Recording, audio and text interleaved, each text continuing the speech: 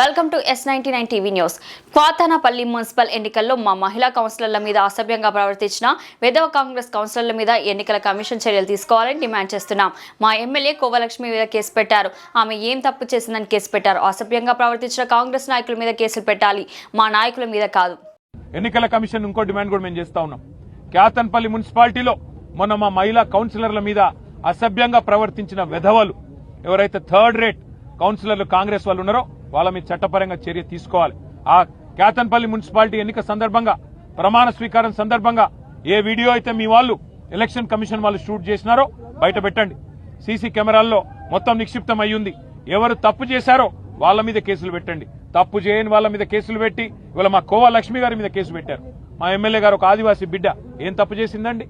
Party చెప్తే నిజాయితీగా పోయి ఎన్నికల అబ్జర్వర్ గా అక్కడ మాకున్న మెజారిటీని వక్ర మార్గంలో కాంగ్రెస్ తీసుకొని పోయే ప్రయత్నం చేస్తుంటే కాపాడే ప్రయత్నం చేయడం తప్ప ఇవాళ ప్రజాస్వామ్యాన్ని గౌరవించకుండా అగౌరవపరుస్తున్నది కాంగ్రెస్.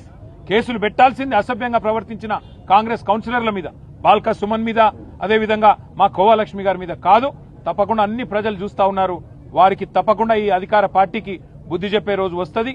ప్రజాస్వామ్యాన్ని గౌరవించని ప్రతి ఒక్కరికి బుద్ధి చెప్పే టైం వస్తుంది. మీరు మీడియాకు కూడా నా ధన్యవాదాలను తెలియజేస్తాను.